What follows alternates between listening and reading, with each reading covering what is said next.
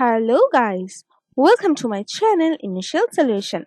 Today in this tutorial I'm going to show you how to download resume from LinkedIn. So for this you have to go first on your LinkedIn account. After that you have to go for your profile. Okay, then when you are on your profile, after that you have to go on more option and go for build a resume.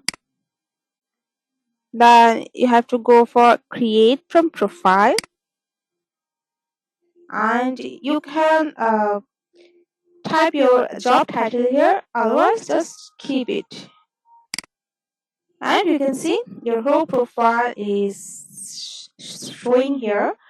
This is my a very new profile, so that's why there is no information of mine.